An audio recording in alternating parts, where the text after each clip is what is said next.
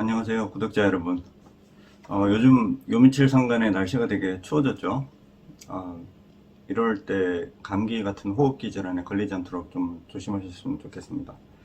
오늘은 암 환자분들께서 자녀분들한테 꼭 가르쳐야 될 것 세 가지, 이 주제로 말씀을 드릴 건데, 뭐 세 가지뿐만이 아니고 사실 훨씬 더 많다고 볼 수 있지만, 이 세 가지 정도는 꼭 한번 자녀들한테 내가 경험을 해봤으니, 암이라는 걸 겪어봤으니 너네는 이런 것들 정도는 알아야 된다라고 얘기해 줄 수 있는 그런 내용입니다. 부모님 세대가 암을 겪으셨다면 그 자녀들도 암을 겪게 될 확률이 안 그런 가정보다 상대적으로 높거든요. 왜 그러냐면은 암은 이제 유전적인 성향으로 자녀 때에도 대물림되는 암이 있는 것도 있고, 그 다음에 암은 이제 생활 습관에서 비롯된 병이라는 정설도 이제 많이 알려졌잖아요.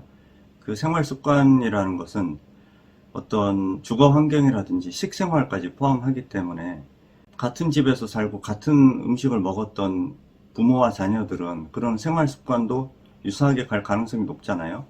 그래서 부모님이 그런 환경에서 암에 걸린다면 자녀 세대들도 그런 환경에 일부 노출될 가능성이 높다, 이렇게 얘기를 할 수 있겠죠. 그래서 암을 경험한 입장에서는 얘기해 줄 것이 사실 한두 가지가 아니죠. 저도 암투병을 수년간 하면서 자녀들한테는 이제 그런 것을 염두에 두고 생활 습관이라든지 음식이라든지 이런 것들을 가이드를 해주는데, 다 얘기할 수는 없지만 요 세 가지 정도는 꼭 필요하다고 생각하는 것들을 오늘 말씀드리는 겁니다. 첫 번째는 실비보험인데요. 실비보험 하시면 이제 하고 공감하시는 분들 좀 있으실 것 같아요. 요즘의 의료 시스템은 이제 가면 갈수록 비급여 항목이 많아지고, 비급여라는 건 이제 두 가지 종류로 크게 나눌 수가 있는데, 법정 비급여가 있고 임의 비급여가 있고, 이렇게 나누잖아요. 법정 비급여는 나라에서 인정을 해주는데 건보 혜택은 주지 못한다, 요런 게 법정 비급여고, 임의 비급여는 나라에서 인정을 안 해주지만 병원이 여건이 되면 할 수 있다, 대신 가격은 너네가 알아서 받아라, 이런 거거든요, 쉽게 말하면. 그래서 이런 비급여 부분이 가면 갈수록 늘어날 거고, 또 새로운 치료법이나 이런 게 개발되면은 처음에 수년간은 비급여 형태로 제공되기 때문에 신의료 기술을 이제 경험하고 싶으시다면 실비보험이 꼭 있으셔야 되겠죠. 제가 이제 20대 시절에는 실비보험이 보상 한도가 크고, 보상액도 100%, 그러니까 본인 부담금의 100% 이렇게 높았었어요.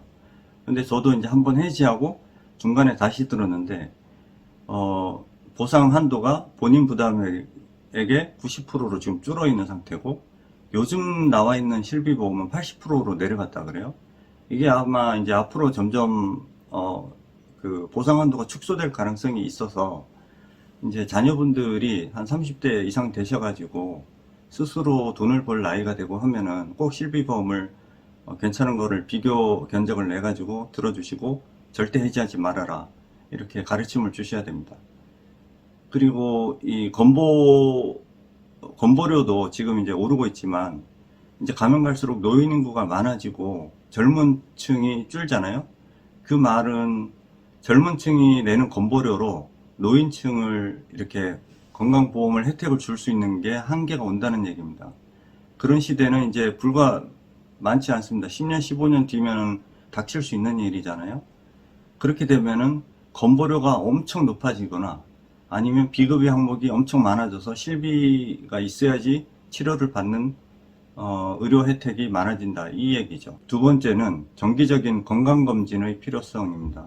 이것을 자녀들한테 알려줘야 되는데, 자녀분들, 우리나라는 이제 건강검진이 국가검진으로 해가지고 이렇게 40세부터는 뭐 직장검진이든 간에 이렇게 경련 혹은 매년 받게 해주잖아요. 물론 매우 간단하고 기초적인 거라서 크게 효용성은 당장은 없지만, 그래도 안 하는 것보다 낫고, 그 다음에 이제 어떤 좀 대기업이라든지 조금 규모가 있는 큰 사업장 혹은 국가기관에 근무한다면 서울 경기 지역을 기준으로 했을 때는 꽤 괜찮은 병원에서 검진을 제공을 해주거든요.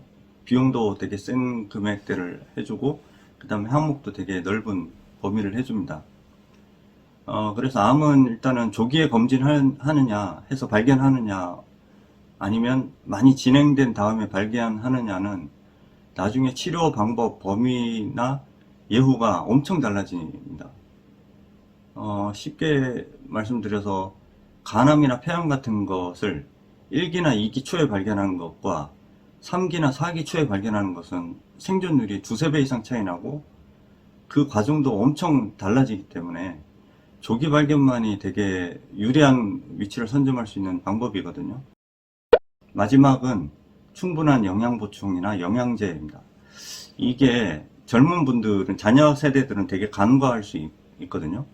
그렇지만 이제 자녀분들이 사회생활을 시작하고 또 결혼해가지고 이제 가정을 꾸리고 할 때, 많은 스트레스에 시달리게 되고, 그 다음에 신체적, 정신적으로 많이 압박을 받게 되는데, 보통 암은 이제 암세포가 씨앗을, 뿌리를 내려가지고 이렇게 CT에 찍힐 때까지 자라는데 한 10년 걸린다 그러잖아요. 요즘 젊은 암 환자들이 되게 많아지고 있는데 30대 후반, 40대 초반에 벌써 암에 걸리는 경우가 많아지잖아요. 저 같은 경우도 40대 초반에 암을 겪기 시작했고, 그러면 그 암의 태동은 30대 초반이나 더 빠르면 20대 후반부터 시작됐다고 보는 게 맞습니다.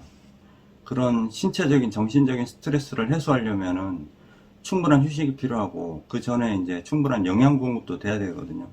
그런데 이제 비타민 같은 거를 주면은 사실 잘 안 챙겨 먹어요, 젊은 친구들은. 그 비타민 사 먹을, 야, 제발 좀 비타민 좀 챙겨 먹어라. 그러면 그 돈으로 사실 술 먹고 클럽 가고 그런 경우가 더 많잖아요. 내가 만약에 네 나이라면은 영양제나 비타민을 잘 챙겨 먹겠다, 이런 교훈을 주셔가지고 같이 동참할 수 있게. 저 같은 경우에는 PM 주스를 제가 먹기 때문에 자녀들한테도 그것을 이제 자주 먹이는데, 꼭 PM 주스가 아니어도 됩니다. 그렇지만 종합의 영양제 중에 어떤 필수 요소들을 함유하고 있는 것들을 잘 고르셔가지고 권유를 해주시고, 아니면 생일 선물로 주신다든지, 그렇게 해가지고 자녀가 부모님이 겪은 그런 질병의 그 경험을 통해서 뭔가 깨달음을 얻을 수 있게 그렇게 가이드를 해주시는 게 좋겠습니다. 사실 개인적인 욕심으로는 자녀분들한테 PM 주스를 권하세요, 그걸 구매해서 주세요, 이렇게 얘기하고 싶지만 그것은 이제 개인의 자유이기 때문에 각자 알아서 판단하시는 거고요. 그 젊은 20대, 30대 젊은이들이 알약으로 된 영양제를 먹을까 모르겠습니다. 그냥 이렇게 주스 형태로 마시면은 훨씬 더, 우리 애들은 이제 중고등학생인데도 쉽게 받아들이거든요. 그런 점들은 장단점이 있으니까 부모님께서 현명한 판단을 하시면 되겠습니다. 사실 이거 외에도 수많은 교훈들이 있겠죠. 특히나 이제 운동이라든지 정신적인 건강, 뭐 스트레스 관리, 이런 것도 있는데 이렇게 딱 짚어서 이렇게 건네줄 수 있는, 혹은 얘기를 해줄 수 있는 것들, 그런 거 위주로 세 가지를 뽑아봤습니다. 요즘 이제 겨울에 한 중심을 지나고 있어서 날씨가 추운데 건강 유의하시고, 저는 다음 시간에 뵙겠습니다. 감사합니다.